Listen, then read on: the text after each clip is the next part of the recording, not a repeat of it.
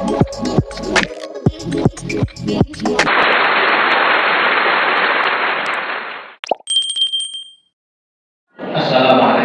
warahmatullahi wabarakatuh. Alhamdulillah, alhamdulillahirabbil alamin. Wa bihi nasta'in ala umuri dunya waddin.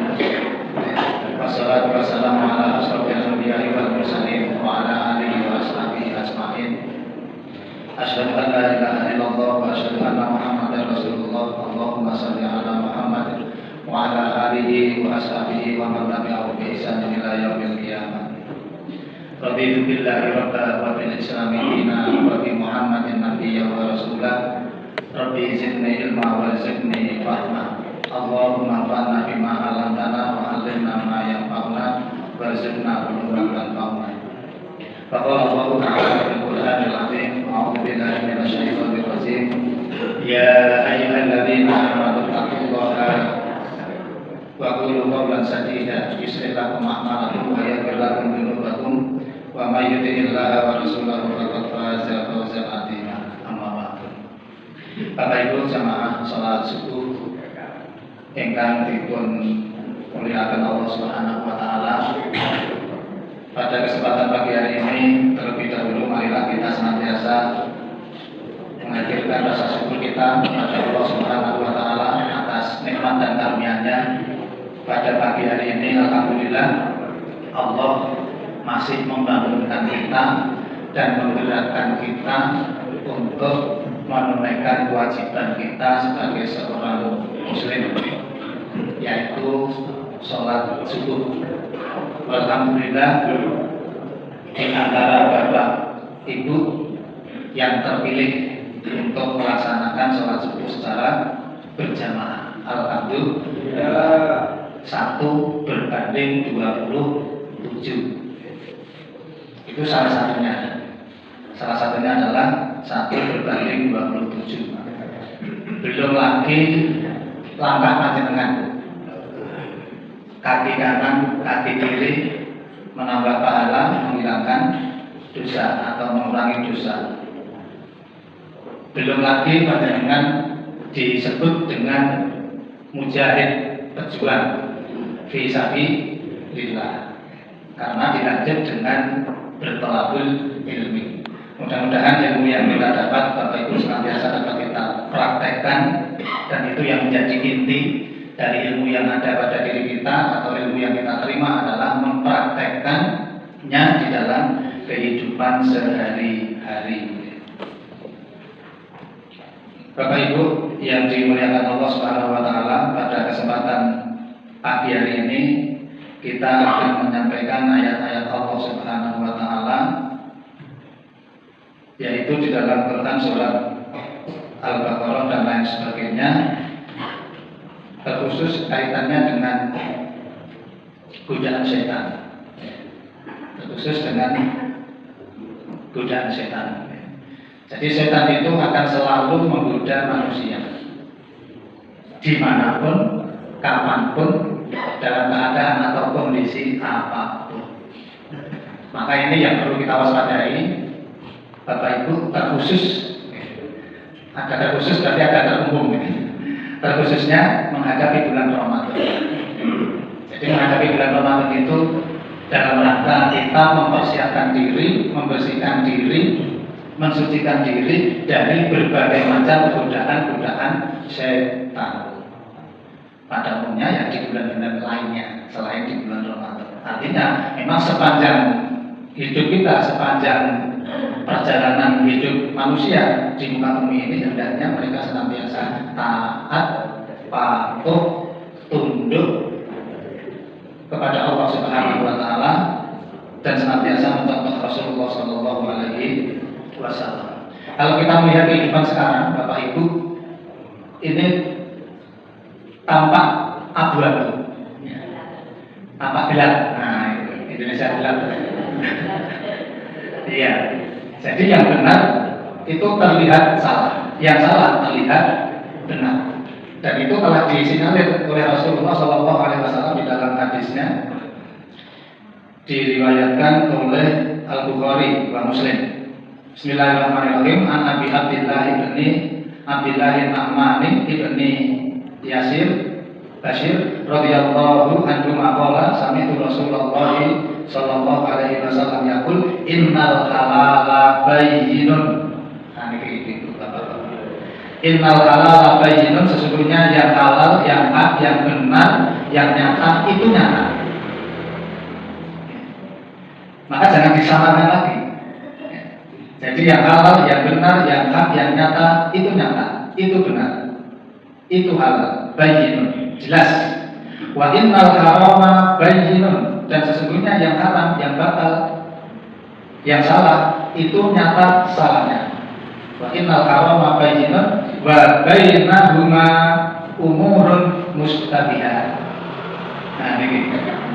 Dan di antara yang halal dan yang haram itu adalah samar, atau dalam bahasa hadisnya disebut subhat, mustabihat atau subhat. Jadi subhat ini sama-sama, ini benar atau salah, ini hak atau batal, ini perintah syariat atau tidak. Maka ini perlu kita waspadai, Bapak Ibu, jangan sampai kita terjebak kepada sesuatu yang mustabihat, yang samar. Hindari sesuatu yang sifatnya samar-samar, remang-remang, gelap tadi itu. Karena di dalam kegelapan manusia tidak akan bisa melihat, manusia tidak akan bisa berjalan. Kalau bisa berjalan pasti akan nabrak.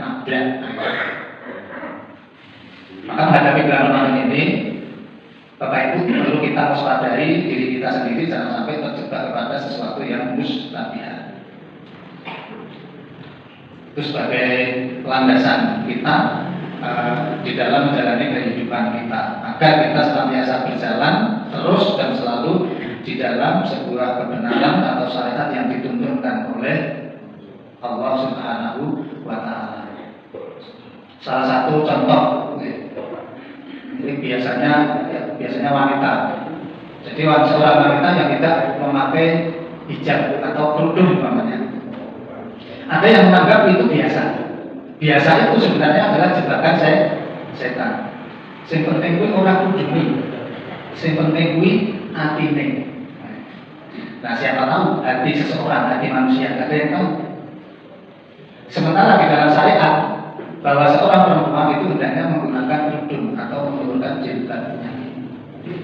Maka bagi ibu khususnya, ini dimanapun berada, kecuali berada di dalam rumah, kecuali hanya di dalam rumah itu dipersilakan. Tapi selain di dalam rumah, maka syariat mewajibkan khususnya ibu untuk menggunakan atau mengulurkan kerudungnya atau jilbabnya.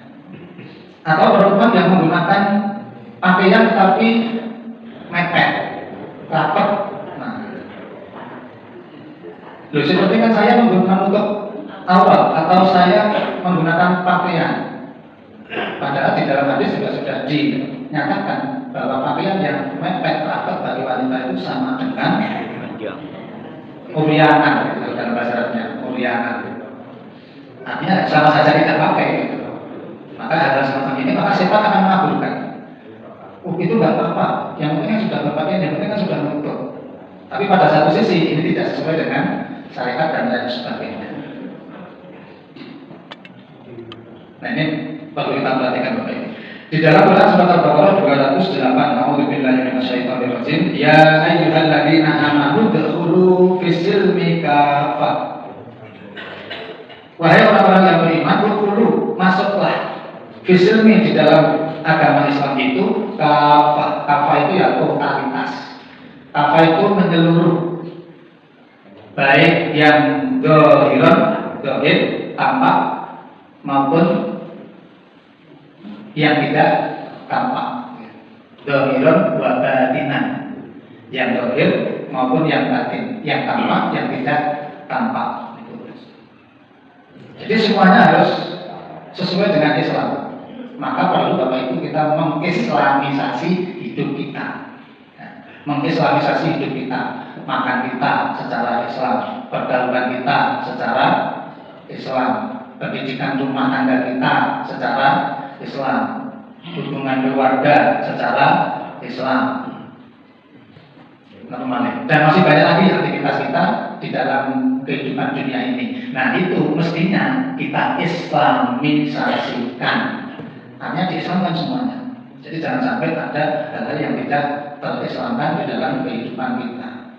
Kita berupaya semaksimal mungkin. Memang Bapak Ibu manusia itu tidak sempurna dan pasti ada salah dan kurangnya. Akan tetapi bagaimana kita memaksimalkan perintah Allah dan meminimalisir larangan-larangan Allah Subhanahu wa taala. Kita hindari sejauh-jauhnya apa yang telah dilarang oleh Allah dan Rasulullah Shallallahu alaihi wasallam. Mulainya kapan Bapak Ibu? Untuk mengislamisasi kehidupan kita ini mulai kapan? Ya mulai sekarang. Ya, menghadapi Ramadan ini mari kita bersihkan semuanya. Kita maksimalkan ibadah, kita minimalisir pelanggaran-pelanggaran syariat. Mulai sekarang sampai kemudian seterusnya nanti. Ramadan, selama Ramadan, pasca Ramadan. Karena Allah telah mewanti-wanti bahwa itu di dalam Al-Qur'annya panjangnya sudah apa? Napa niku? Wala tamutunna illa wa antum muslimun. Kenapa Bu? Kenapa Bu? Bapak-bapak lagi tidak hafal karena memang ayat itu ayat yang populer. Wala tamutunna, dan jangan kamu sekali-kali. Di situ ada non taukid, non harfun, non huruf non yang menguatkan. Sekali-kali jangan sekali-kali. Wala tamutunna illa, kecuali wa antum muslimun, kamu semuanya dalam keadaan Islam. Maka islamisasi Bapak Ibu. Jadi apapun aktivitas kita, apapun kegiatan kita, ini kita coba untuk kita sesuaikan dengan syariat. Jadi islamisasi itu artinya menyesuaikan diri kita, perbuatan kita, aktivitas kita berdasarkan agama Islam. Jadi mengislamkan apa yang kita lakukan sesuai dengan perintah Allah dan Rasulullah. Terus masuk Islam itu kafah. Kafah itu jelas, totalitas semuanya jelas. Tidak ada yang dilakukan. Total ya total, tetapi kan mesti ada yang tidak bisa kita lakukan. Tidak usah pakai embel-embel. Itu tanda-tanda setan yang akan menggoda dan masuk dalam diri manusia. Kita mulai. Nah, itu. Wala tattabi'u khutuwatis syaitan, dan janganlah kamu turuti langkah-langkah setan. Dan jangan kau turuti ajakan setan, dan jangan kamu dengarkan bisikan setan. Wala tattabi'u khutuwatis syaitan. Jadi setan di dalam menggoda manusia itu sangat luar biasa, menyesuaikan dengan kekuatan iman seseorang, Bapak Ibu. Jadi kalau ada si fulan itu imannya masih rendah, itu ya setannya dalam menggoda nanti tahapannya itu tahapan yang rendah, ya, disesuaikan. Kemudian kalau imannya sedang berkuat, ya, nanti godaannya setan akan memperkuat godaannya lagi, meningkatkan lagi. Dengan cara apa ini? Kalau iman seseorang ini sudah baik namanya, maka setan dalam menggoda manusia itu mereka akan meningkatkan teorinya, caranya. Bagaimana supaya dia bisa gagal menjalankan syariat, mengikuti apa yang menjadi kemauanku setan. Berarti kalau imannya tinggi lagi, ini kok setiap orang ini setiap hari pasti sholat berjamaah di masjid. Kemudian di rumah juga tidak melepaskan diri dari Quran. Maka godaannya nanti beda lagi. Maka akan lebih tinggi lagi setan di dalam menggoda manusia. Jadi menggunakan cara-cara bagaimana bisa meluluh lantahkan, menghancurkan seseorang yang sudah memiliki keimanan yang tinggi. Maka sesungguhnya Bapak Ibu kita ini tidak terlepas dari ancaman godaan setan. Gimana benar? Jadi kita ini tidak aman ya, dari pada godaan setan, kecuali memang orang-orang yang senantiasa mendekatkan diri kepada Allah Subhanahu wa taala. Kalau mau digoda, insya Allah orang itu dapat bertahan dan menghindari godaan-godaan setan. Innahu lakum aduwwum mubin. Sesungguhnya setan itu musuh yang nyata bagimu.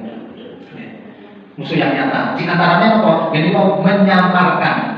Setan akan mengatakan sesuatu yang baik itu jelek, dan setan akan mengatakan bahwa yang jelek itu baik. menyamarkan, mengkaburkan, membuat tidak jelas setan itu. Nah, kalau kita sudah masuk pada perangkap tidak jelas, maka itu yang disebut dengan mustabihat. Akhirnya setan akan mudah masuk, menggoda, menggiring manusia melepaskan diri dari perintah Allah Subhanahu wa Ta'ala.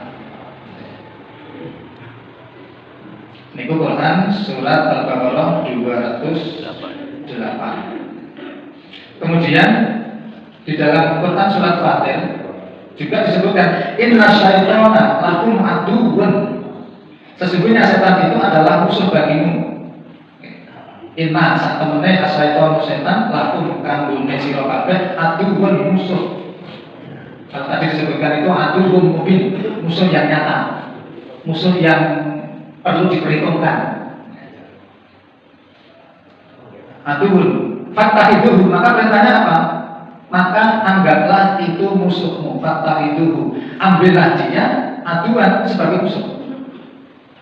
Jadi kalau Allah sudah menyatakan setan itu musuh, maka hamba-hamba Allah yang mukmin, yang muslim harus menyatakan dan mengikrarkan bahwa setan itu adalah musuh. Jangan sampai kemudian ada yang mengatakan, oh setan itu ya ada baik-baiknya, setan itu ya ada toleransinya, gitu ya. Jadi tidak ada musuh ya musuh. Dan kalau setan itu misinya menggoda manusia, ya menggoda. Tidak mungkin setan akan memberikan petunjuk jalan yang benar, sedikit jalan yang lurus, itu tidak mungkin. Jadi musuh ya musuh. Maka kita harus menyatakan diri kita, Bapak Ibu, perang terhadap setan. Karena setan itu memang musuh yang akan menggoda manusia, yang akan menggelincirkan manusia, yang akan membawa manusia ke dalam neraka, menjauhkan dari surga. Fattahiduhu aduwwun nama yad'u hisbah liyakunu min ashabis sa'ir. Karena sesungguhnya setan-setan itu hanya mengajak golongannya supaya mereka menjadi penghuni neraka yang menyala-nyala. Begitu, Bapak-bapak. Jadi innamaya hisbahu, sesungguhnya setan itu mengajak golongannya agar menjadi penghuni neraka. Min ashabis sa'ir. Ashabus sa'ir itu penghuni neraka. Neraka yang panas, menyala-nyala, yang sudah dipastikan manusia tidak akan kuat. Nyemplung rokok sudah dipastikan bahwa manusia tidak akan kuat, dan sudah dipastikan pasti akan hancur. Cuma nanti dihidupkan lagi, artinya dijadikan, dikumpulkan lagi tulang-tulang itu, kemudian disiksa dan lain sebagainya. Itulah para penghuni surga. Alhamdulillah, Bapak Ibu, kita harus terus berusaha untuk menjauhkan diri dari neraka. Anfusakum wa ahlikum naro, jagalah dirimu, wa ahlikum dan keluargamu naro, dari api neraka. Jadi Allah sudah mengingatkan kita, Bapak Ibu, bahwa salah satu di antara tugas penting kita di dunia ini atau di dalam berkeluarga adalah menjaga masing-masing anggota keluarga itu jauh dari api neraka. Berarti ini salah satu tugas dari bapak-bapak. Karena sebagai kepala keluarga, maka harus dapat membawa dirinya sebagai kepala keluarga, sebagai suami, dan mengajak kepada istri dan anaknya agar betul-betul jauh dari api neraka. Jangan sampai kemudian kita menjadi salah satu dari para penghuni neraka. Tetapi kita terus berusaha, Bapak Ibu, agar Allah senantiasa membukakan pikiran kita, membukakan hati kita, memudahkan kebiasaan kita untuk melaksanakan ketaatan-ketaatan kepada Allah Subhanahu wa Ta'ala. Di dalam Quran surat Al-Hijr ayat 39, qala rabbi bima aghwaytani la uzayyinanna lahum fil ardi wa la ughwiyannahum ajma'in. Iblis berkata, ya Tuhanku, oleh sebab Engkau telah memutuskan bahwa aku sesat. Jadi Allah itu telah menyatakan bahwa iblis itu atau setan itu sesat. Jadi tidak ada setan itu kemudian lurus benar, sedikit membawa kebenaran, tidak, sesat, musuh. Sesat, musuh, itu sudah jelas. Nah, ketika Allah sudah memutuskan bahwa iblis itu sesat, pasti aku akan menjadikan mereka baik perbuatan maksiat dan sebaliknya di muka bumi, dan pasti aku akan menyesatkan mereka semua. La uzayyinanna lahum.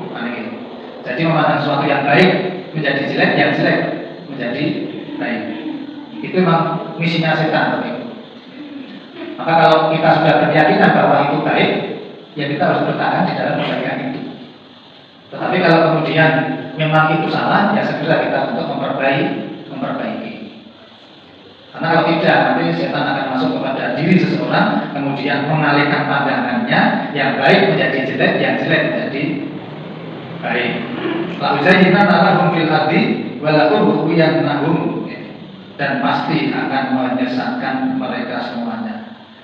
Jadi yang menjadi objek setan, Bapak Ibu, itu ya kita ini manusia. Akan selalu dilihat, akan selalu diintai, akan selalu dibersamai ini. Kapan ada kesempatan saya untuk menggoda si fulan? Kapan saya ada waktu, kondisi, kemudian menggelincirkan si fulan? Ini setan selalu mengintai diri kita. Maka hendaknya kita terus ingat kepada Allah Subhanahu wa Ta'ala agar jangan sampai kita terpedaya. Jangan sampai kita lengah. Lengah itu ya tiba-tiba nggak sadar. Maka disitulah setan akan kemudian masuk untuk menggoda manusia. Nah, mudah-mudahan kita terjaga daripada godaan setan. Kemudian di dalam Quran surat Al-Maidah, ini salah satu misi daripada setan. Innama yuridu syaitan ayyuqi'a bainakumul adawata wal baghdha fil khairi wal maisir wa yasuddakum an dzikrillah wa anis shalah wa hal antum muntahun. Sesungguhnya setan itu bermaksud hendak menimbulkan permusuhan. Nah ini.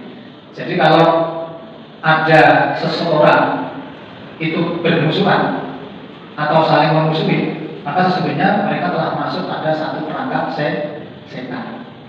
Artinya ketika umat ini terpecah-pecah, Bapak Ibu, disitulah umat kemudian sudah mulai masuk perangkap setan. Jadi salah satu tugas misi setan itu ya membuat manusia ini kacau balau, membuat manusia kacau balau, membuat kehidupan kita ini tidak menentu, artinya tidak sesuai dengan syariat. Itulah salah satu daripada misi setan, menimbulkan permusuhan, menimbulkan perpecahan, menimbulkan saling menyalahkan dan lain sebagainya, dan kebencian. Al-adawah itu permusuhan, wal baghdha kebencian. Maka tidak ada teorinya bagi seorang muslim mukmin kita ini Bapak Ibu untuk membenci satu dengan yang lain. Jadi semuanya harus baik saja supaya al-mahal ini terang. Karena gitu kan, artinya tidak Indonesia bilang, tapi al-mahal terang. Maka salah satu rumusnya yang Allah berikan, jangan sampai ada kebencian dan permusuhan di antara warga kita. Karena kalau itu terjadi maka setan sudah berhasil masuk untuk kemudian meneruskan misinya, membuat permusuhan dan kebencian di antara kamu lantaran meminum khamar atau arak dan berjudi. Nah, ini judi kan judi online ya, judi online sama ini narkoba. Mudah-mudahan kita dijauhkan, masyarakat kita dijauhkan dari narkoba dan judi. Karena apapun Bapak Ibu, bahwa yang namanya khamar dan judi itu akan menghancurkan kehidupan seseorang. Kalau ternyata kok kamu sih Bapak Ibu melu main judi online atau judi secara offline, itu kemudian untung terus kaya raya. Kalaupun ada, mungkin 1000 berbanding 1. Tetapi kalau teorinya itu tidak, pasti dia akan bangkrut, dia akan kalah. Kalau menang, mungkin menang sekali, tapi yang 3 kali, 5 kali kalah. Jadi banyak kita mendengar Bapak Ibu orang-orang yang terlibat seperti itu, kemudian mengambil hak orang lain, kemudian mengambil hak orang lain, kemudian mengambil fasilitas orang lain, kemudian punya utang yang banyak. Itu yang diakibatkan karena itu narkoba dan jual gitu ya. Alhamdulillah kalau di kita insya Allah tidak ada yang ikut mencoba untuk mengikuti judi online. Jadi sudah meresahkan. Mudah-mudahan kita terhindar dari itu dan menghalangi kamu dari mengingat Allah. Nah ini di antara tugas setan, misi setan itu adalah menghalangi manusia dari taat kepada Allah Subhanahu wa taala. Dulu sudah pernah disampaikan sama Pak Wiji kayaknya ya. Niat kita itu dari rumah mau ke masjid. Tapi tiba-tiba teman kita ini memanggil. Mbak, Bu, enggak pikir piye? Niki mau mlebu kemawon. Lari kula membahas ke apa Bu? Durian. Pun pas sudah koma dengan kicipi boten apa-apa. Dalam pas kicipi itu koma. Dalam pas kicipi koma. Ini tanggep apa tak terus ke? Nek tanggep kok gimana Mas? Durian. Terus gak lanang. Terus ya enak. Bagi yang suka tapi kan. Masih boten semua itu ya, saya boten sama terus. Ipok-ipok. Terus pokoknya omah, aku gak durian. Kira-kira enggak. Tapi bagi pecinta durian, nah pada akhirnya kemudian omak sholat selesai gak jadi masjid. Maka ini termasuk bagaimana setan berupaya menghalang-halangi manusia dari taat beribadah kepada Allah Subhanahu wa taala, dari mengingat Allah dan sholat. Maka berhentilah kamu dari mengerjakan pekerjaan itu. Jangan sampai nanti Bapak Ibu, jangan sampai kita tergoda dengan setan, jangan sampai kita tertipu dengan setan, karena setan itu bersifat samar. Okay. Dan Allah dan setan akan menyelamatkan manusia dari segala aktivitas yang dilakukan mereka dalam kehidupan dunianya. Mungkin itu Bapak Ibu yang bisa saya sampaikan, karena ini nanti ada acara tarhib dan intinya Bapak Ibu adalah tarhib menyambut dengan lapang yang gembira Ramadan yang sebentar lagi datang menemui kita, yaitu 5 atau 6 hari. Maka tarhib ini jangan dikotori dengan hal-hal yang kemudian menjauhkan dari syariat Islam. Jadi inti kegiatan pagi ini adalah tarhib, membahagiakan kita, membuka selebar-lebarnya kita menghadapi bulan Ramadan. Maka jangan digiring-giring sama setan. Jangan disama-samakan sama setan, kemudian ada kegiatan-kegiatan yang menjauhkan kita dari syariat Islam. Maka kalau ada aktivitas apapun yang disesuaikan dengan tempatnya. Intinya jangan sampai kemudian dinodai dengan hal-hal yang sama-sama tadi itu. Target jelas niatkan diri kita menghadapi bulan Ramadan dengan penuh ketaatan, kesabaran dan berbagai pasang. Maka itu yang menjadi inti kita. Adapun nanti ada yang lain-lain, yaitu ada sekedar lain-lain, itu jangan sampai menjadi poin-poinnya adalah membersihkan diri kita, pikiran kita, kemudian hati kita dari ketaatan kepada Allah Subhanahu wa taala. Kurang dan lebihnya mohon maaf. Subhanallahumma wa bihamdika asyhadu an la ilaha illa anta astaghfiruka wa atubu ilaik. Assalamualaikum warahmatullahi wabarakatuh.